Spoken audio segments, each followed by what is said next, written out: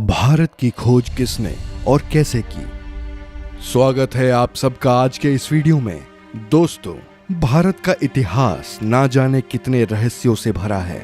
भारत एक प्राचीन देश है जो अपने बीते सालों में हमेशा से हर मामलों में परिपूर्ण रहा है। न केवल धन वैभव से बल्कि प्रकृति से भी हमेशा से परिपूर्ण रहे हैं और इसीलिए भारत पर लोगों की बुरी नजर भी रहती है। उसी समय यूरोप के लोग पूरी दुनिया में व्यापार करना चाहते थे। भारत में व्यापार करने के लिए उन्हें समुद्री मार्गों का पता नहीं था।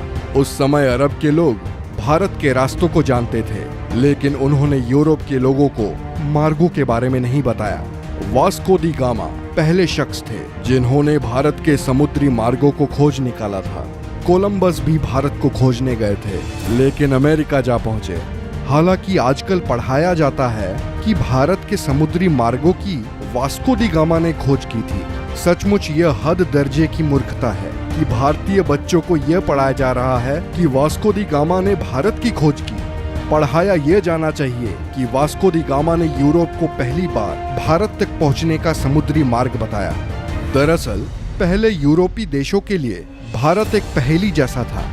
यूरोप अरब के देशों से मसाले, मिर्च आदि खरीदता था, लेकिन अरब देश के कारोबारी उन्हें ये नहीं बताते थे कि यह मसाले वह पैदा किस जगह करते हैं। यूरोपीय इस बात को समझ चुके थे कि अरब कारोबारी उनसे जरूर कुछ छुपा रहे हैं। ये कारोबारी अरब के उस पार पूर्वी देशों से ज्यादा परिचित नहीं थे। जहां तक सवाल भारत का है तो इसके एक और हिमालय की ऐसी श्रृंखलाएं हैं जिसे पार करना उस दौर में असंभव ही था। भारत के दूसरी ओर 3 ओर से भारत को समुद्र ने घेर रखा था। ऐसे में यूरोप वासियों के लिए भारत पहुंचने के लिए 3 रास्ते थे। पहला, रशिया पार करके चीन होते हुए बर्मा में पहुंचकर भारत में आना, जो कि अनुमान से कहीं ज्यादा लंबा और जोखिम भरा था। दूसरा रास्ता था अरब और ईरान को पार करके भारत पहुंचना, लेकिन यह रास्ता अरब के लोग इस्तेमाल करते थे और वे किसी अन्य को अंदर घुसने नहीं देते थे।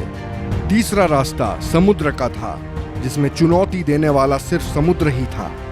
वास्को दी गामा एक पुर्तगाली नागरिक था जो पेशे से एक नाविक था।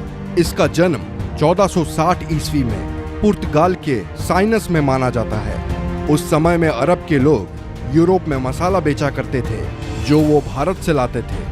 यूरोप में इन मसालों की मांग बहुत ज्यादा थी, इसीलिए यूरोप के लोग भारत जाकर मसाले लाना चाहते थे, लेकिन उनके लिए भारत जाने का रास्ता दुर्गम भरा था। उन्हें भारत जाने के लिए ईरान, अफगानिस्तान होकर जाना पड़ता था, जो काफी खर्चीला और कठिन रास्ता था। उन्हें ऐसे मार्ग की आवश्यकता थी जो भारत कम समय में ले जाए। ऐसा मार्ग केवल समुद्र के जरिए ही संभव था। वास्को दी गामा ने भारत के इन रास्तों की खोज करने की ठानी और इस ऐतिहासिक सफर पर निकल पड़े। वर्ष 8 जुलाई 1497 में वास्को दी गामा ने अपने साथियों के साथ भारत की खोज के लिए रवाना हुए। उसके जहाजी बेड़े में 4000 और 170 के करीब आदमियों का दल था। सबसे बड़े जहाज सेंट गैब्रियल पर वह खुद था। सबसे पहले वो अफ्रीका के अंतिम छोर कैप ऑफ गुड होम नामक स्थान पर पहुंचा। उसके बाद वह अफ्रीका के ही एक राज्य मोसम्बा आया, जहां के राजा ने उसकी मदद की और उसे एक अरब नाविक दिया जो भारत का रास्ता जानता था। वास्को दी गामा भारत कब आया? वास्को दी गामा अफ्रीका महाद्वीप का चक्कर लगाकर भारत के कालीकट बंदरगाह केरल पर पहुंचा था।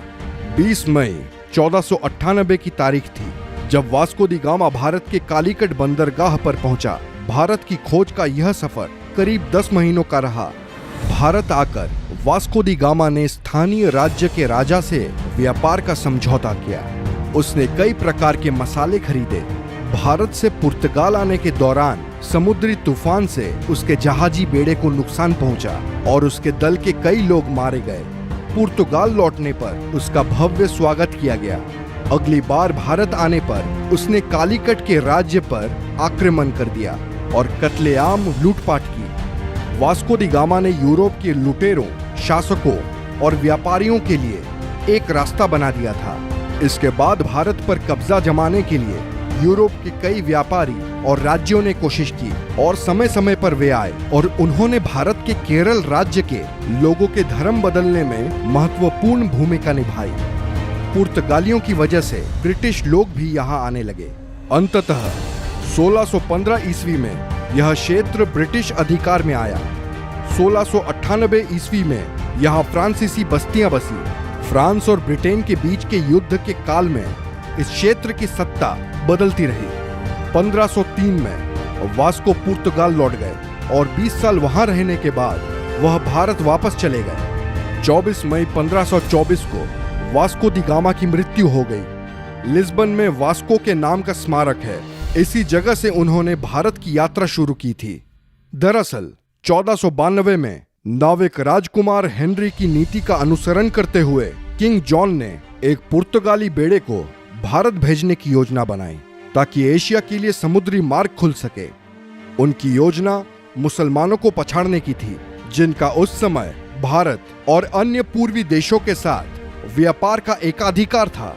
एस्टावोडी गामा को इस अभियान के नेतृत्व के लिए चुना गया, लेकिन उनकी मृत्यु के बाद वास्को द गामा ने उनका स्थान लिया। ये कहना कि भारत की खोज कब हुई महज एक बेतुका सवाल है। भारत किसी की खोज का मोहताज नहीं है। इस देश का इतिहास कुछ हजार या लाख नहीं, करोड़ों साल पुराना है। वैसे आप लोगों को क्या लगता है, क्या भारत की खोज का श्रेय एक व्यक्ति को देना सही है? अपने व्यूज हमें कमेंट सेक्शन में बताएं। वीडियो अच्छी लगी हो तो लाइक करें, शेयर करें और ऐसे ही अमेजिंग वीडियोस के लिए हमारे चैनल को सब्सक्राइब करें। मिलते हैं अगले वीडियो में।